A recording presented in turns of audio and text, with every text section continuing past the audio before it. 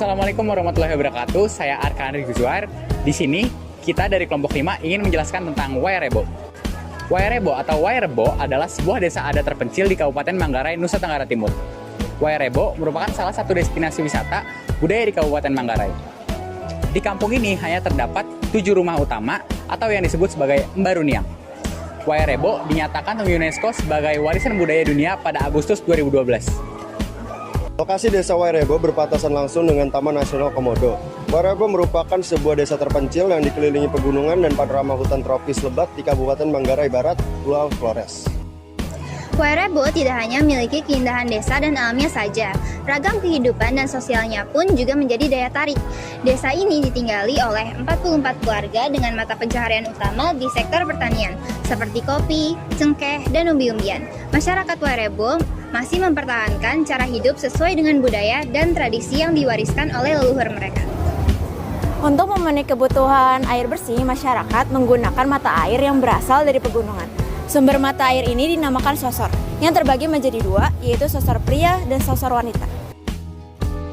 Adapun permainan tradisional yang sering dimainkan oleh masyarakat desa Wairebo yang bernama Rangkualu.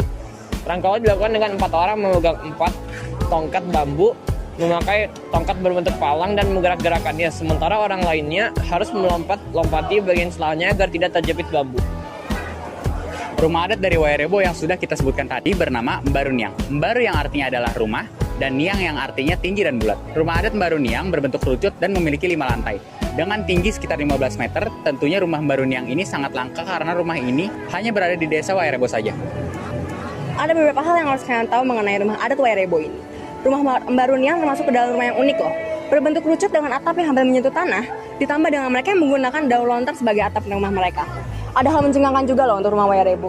Rumah yang disusun dengan kayu worok dan juga bambu, ini dibuat tanpa menggunakan paku dan hanya menggunakan tali rotan yang cukup kuat. Rumah Wairebo juga memiliki sekitar 6-8 keluarga yang tinggal di sana.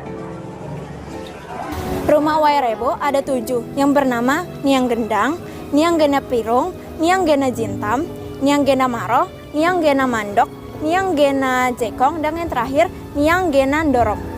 7 rumah Mbaruniang yang dibuat oleh para nenek moyang mereka memiliki arti untuk menghormati 7 arah mata angin dari puncak-puncak gunung yang mengelilingi kampung Wairebo.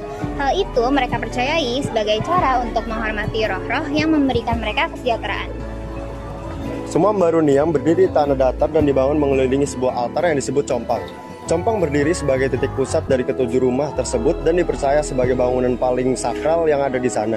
Fungsi compang adalah sebagai altar untuk memuji dan menyembah Tuhan serta para roh-roh nenek moyang.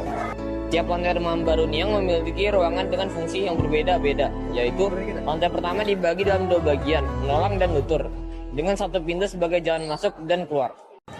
Nolong adalah bagian privat dari Mbaruniang, di mana terdapat kompor dan tempat kayu bakar untuk digunakan untuk memasak dan juga memakan. Di sana terdapat kamar yang digunakan untuk 6-8 keluarga yang masing-masing kamar diatur oleh pemimpin keluarga di sana. Sedangkan nutur adalah zona publik yang digunakan untuk ruang aktivitas tamu dan masyarakat. Lantai pertama yang terletak di tengah rumah ini disebut dengan bongkok. Di depan tiang bongkok inilah biasanya ketua adat akan duduk di dalam setiap pertemuan masyarakat Wairebo. Tingkat kedua berupa loteng atau disebut lobo, berfungsi untuk menyimpan bahan makanan dan barang-barang sehari-hari. Tingkat ketiga disebut lentar, untuk menyimpan benih-benih tanaman pangan seperti benih jagung, benih padi, dan juga kacang-kacangan. Tingkat keempat disebut lemparai, disediakan untuk stok pangan apabila terjadi kekeringan. Dan yang terakhir, tingkat kelima disebut hekang kode untuk tempat sesajen persembahan kepada leluhur.